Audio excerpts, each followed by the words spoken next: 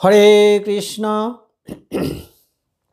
কৃষ্ণনগর ঘূর্ণি গাঙ্গুলিপাড়ায় অবস্থিত শ্রীগোপাল মন্দিরে আজ আমরা শ্রীমদ্ ভাগবত গীতা গ্রন্থ আস্বাদন করছি। আমরা আস্বাদন করছি শ্রীমদ্ ভাগবত গীতার চতুর্থ অধ্যায় জ্ঞান যোগ, শ্লোক সংখ্যা 29। ওম অখণ্ডমণ্ডলাকারং ব্যাপ্তং যেন চরাচরং তৎপদং দর্শিতং যেন তস্मै শ্রী গুরুবে নমঃ। ওং নমো ব্রহ্মণ্য দেবায় গো ব্রাহ্মণ হিতায় চ জগদ্ধিতায় কৃষ্ণায় গোবিন্দায় নমো নমঃ। ওং নারায়ণং নমস্কৃত্যং নরং চৈব নরোত্তমং দেবীং সরস্বতীং ব্যাসং তত জয়মুদীরয়েৎ। মূকং করোতি বাচালং পঙ্গুং লঙ্ঘয়তে গিরিম যৎকৃপাতমহং বন্দে পরমানন্দমাধবম। ওং সর্বমঙ্গলমঙ্গলে শিবে সর্বার্থসাধিকে শরণ্যে ত্র্যম্বকে গৌরী নারায়ণী নমস্তুতে। হরি ওং তৎসৎ, হরি ওং তৎসৎ, হরি ওং তৎসৎ।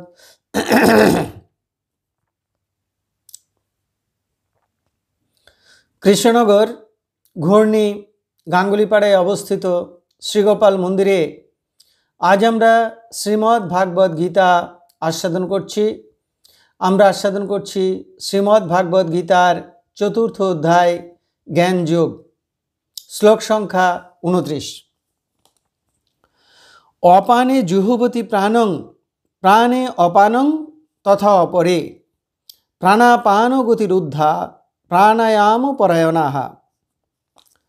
এখন আমরা এই শ্লোকটির অন্তর্গত শব্দগুলির অর্থ জেনে নেব। তথা অপরে তেমনি অন্য যোগীগণ। অপানে প্রাণম অপান বায়ুতে প্রাণ বায়ু, প্রাণে অপানম প্রাণ বায়ুতে অপান বায়ু, জুহবতী আহুতি দেন, প্রাণাপান গতিরুদ্ধা প্রাণ অপানের গতিরুদ্ধ করে, প্রাণায়াম পরায়ণাঃ প্রাণায়াম পরায়ণ হন। তাহলে এই শ্লোকটির বঙ্গানুবাদ কি দাঁড়ালো? তেমনি অন্য যোগীগণ অপান বায়ুতে প্রাণবায়ু এবং প্রাণবায়ুতে অপান বায়ু আহুতি দেন, এইভাবে প্রাণ অপানের গতিরুদ্ধ করে প্রাণায়াম পরায়ণ হন। এখন আমরা এই শ্লোকটির অন্তর্নিহিত ভাব আস্বাদন করব। এই শ্লোকে ভগবান শ্রীকৃষ্ণ অর্জুনকে সেই সকল যোগীদের কথা বলেছেন যারা প্রাণায়াম অভ্যাস করেন। এখন প্রথমেই আমরা জেনে নেব যে এই প্রাণায়াম ব্যাপারটি কি। পাতঞ্জল যোগ দর্শনে বলা হয়েছে যে তস্মিন সতি শ্বাস ও প্রশ্বাসয়োর গতি বিচ্ছেদঃ প্রাণায়ামঃ। আমরা অনবরত নিঃশ্বাস প্রশ্বাস নিচ্ছি, কিন্তু নিঃশ্বাস প্রশ্বাসের এই স্বাভাবিক ভাব ত্যাগ করে শাস্ত্র নির্দিষ্ট নিয়মে নিঃশ্বাস প্রশ্বাসকে নিয়ন্ত্রণ করাই হলো প্রাণায়াম।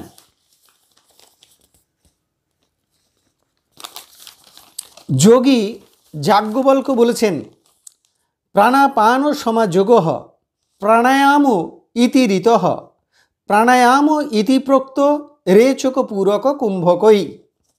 অর্থাৎ প্রাণায়াম বলতে আমরা সাধারণত রেচক, পূরক এবং কুম্ভক এই 3 প্রকারের ক্রিয়াকে বুঝি। বহিস্থ বায়ুকে অভ্যন্তরে পূরণ করাকে বলা হয় পূরক।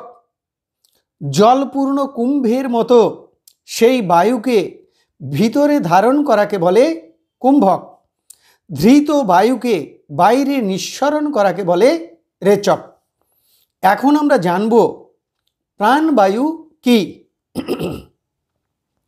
হৃদয় থেকে যে বায়ু উপরের দিকে চালিত হয় সেই ঊর্ধ্বগামী বায়ুকে বলে প্রাণবায়ু। নিঃশ্বাস বায়ুই হলো প্রাণবায়ু। আর অপান বায়ু কি? হৃদয় থেকে যে বায়ু নিচের দিকে গমন করে অর্থাৎ নিম্নগামী বায়ুকে বলে অপান বায়ু। প্রশ্বাস বায়ুই হলো অপান বায়ু। প্রাণায়াম করবার সময় যোগীরা প্রথমে মস্তক, গ্রীবা এবং মেরুদণ্ড সোজা করে স্থিরভাবে আসনে বসেন। তারপর ডান হাতের বৃদ্ধাঙ্গুলি দ্বারা ডান নাসিকা ছিদ্র বন্ধ করেন এবং বাম নাসিকা ছিদ্র দিয়ে অর্থাৎ চন্দ্রনাড়ি দিয়ে দেহের অভ্যন্তরে বায়ু গ্রহণ করেন। একে বলে পূরক। বায়ু ভিতরে নেবার সময় অতি ধীরে ধীরে বায়ু গ্রহণ করতে হয়, যেন নাকের সামনে তুলো থাকলেও তা না নড়ে। এই পূরকের সময় সাধারণত ওঙ্কার মন্ত্র বা ইষ্ট বীজ মন্ত্র জপ করতে হয় বা 1 2 3 4 ইত্যাদি সংখ্যা গণনা করতে হয়। 4 বার, 8 বার বা 16 বার জপ করতে করতে ভিতরে বায়ু নিতে হয়। এই বায়ু হৃদয়ে অবস্থিত প্রাণবায়ুকে সঙ্গে নিয়ে নাভিতে যায়। একে বলে অপান বায়ুতে প্রাণবায়ু আহুতি দেওয়া। এবারে এই বায়ু গ্রহণ শেষ হলে ডান হাতের অনামিকা অঙ্গুলি দ্বারা বাম দিকের নাকের ছিদ্র বন্ধ করতে হয়। এই অবস্থায় ডান হাতের বৃদ্ধাঙ্গুলি এবং অনামিকা দ্বারা ডান এবং বাম নাসারন্ধ্র বন্ধ থাকে। এই অবস্থায় যথাক্রমে 16 বার, 32 বার বা 64 বার ওঙ্কার মন্ত্র জপ করতে হয় বা 1 2 3 4 ইত্যাদি সংখ্যা গণনা করতে হয়। এরপর ডান হাতের বৃদ্ধাঙ্গুলি তুলে ডান নাসিকা ছিদ্র দিয়ে অর্থাৎ সূর্য নাড়ি দিয়ে ভিতরের বায়ু অতি ধীরে ধীরে বাইরে বের করতে হয়। এই ঊর্ধ্বগামী বায়ু, এটি হলো প্রাণবায়ু। সেই প্রাণবায়ু স্বাভাবিকভাবেই অপান বায়ুকে নিয়ে বেরিয়ে যায়। একে বলে প্রাণে অপানের আহুতি। এইভাবে 4 বার ওঙ্কার জপ করতে করতে বায়ু পূরক করলে, 16 বার ওঙ্কার জপ করতে করতে কুম্ভক করলে, 8 বার ওঙ্কার জপ করতে করতে বায়ু ছাড়লে তাকে বলে 4 মাত্রার প্রাণায়াম। যদি সংখ্যাটি 8, 32 এবং 16 হয় তাকে বলে 8 মাত্রার প্রাণায়াম। যদি সংখ্যাটি হয় 16, 64 এবং 32 তাহলে তাকে বলে 16 মাত্রার প্রাণায়াম। খাওয়ার পর কখনো প্রাণায়াম করতে নেই। খাওয়ার অন্তত 3-4 ঘন্টা পরে প্রাণায়াম করা কর্তব্য। যখন 2 নাসিকায় সমানভাবে বায়ু প্রবাহিত হয় সেই সময়ে প্রাণায়াম করা অধিকতর প্রশস্ত। এইভাবে প্রাণায়াম অভ্যাস করলে আমাদের দেহের অসংখ্য যে নাড়িগুলো রয়েছে সেই নাড়িগুলি শুদ্ধ হয়, নাড়ির মল দূর হয়, চিত্ত নির্মল হয়, দিব্য অনুভূতি লাভ হয়। এইভাবে প্রাণায়াম করলে দেহ সুস্থ এবং সবল থাকে, আয়ু বৃদ্ধি পায়। তবে শুধু শাস্ত্র পড়ে এগুলি অভ্যাস না করাই ভালো, কারণ অনিয়ম হলে নানাবিধ রোগব্যাধি সৃষ্টি হতে পারে। তাই সদ্গুরুর পরামর্শ নিয়ে এগুলি অভ্যাস করা কর্তব্য। এইভাবে রেচক, পূরক, কুম্ভক করতে করতে এবং ধ্যান করতে করতে ক্রমে সাধক সমাধি লাভ করে এবং জীব আত্মার সঙ্গে পরমাত্মার লয় হয়। শ্রী শ্রী রামকৃষ্ণ পরমহংসদেব বলেছেন, যারা পরম ভক্তিতে ভগবানের নাম করেন, সেবা করেন, তাদের আপনা আপনি প্রাণায়াম হয়ে যায়। ভক্তিতে প্রাণায়াম আপনা আপনিই হয়। একথাটি বলেছেন শ্রী শ্রী রামকৃষ্ণ পরমহংসদেব। শ্রীমদ্ ভাগবত গীতার 14 অধ্যায়ের 26 সংখ্যক শ্লোকে ভগবান শ্রীকৃষ্ণ বলেছেন, মাংচ যো অব্যভিচারেণ ভক্তি যোগেন সেবতে সগুণান সমতিত্ব এইতান ব্রহ্ম ভুয়ায় কল্পতে।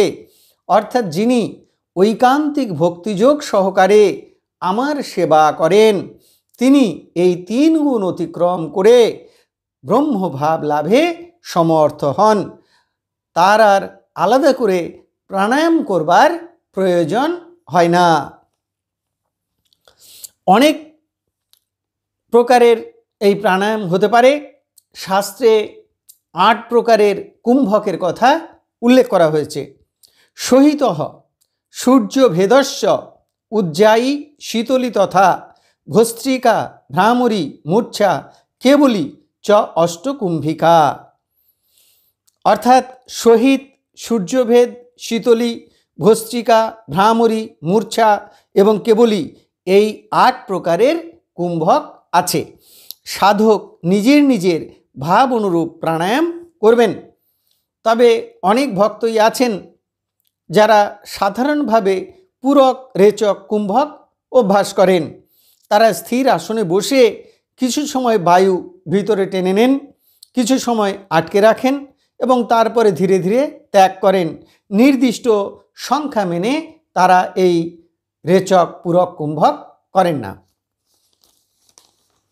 তাহলে এতক্ষণ আমরা শ্রীমদ্ ভাগবত গীতার 4th অধ্যায় জ্ঞান যোগের 29 সংখ্যক শ্লোকটি আস্বাদন করলাম।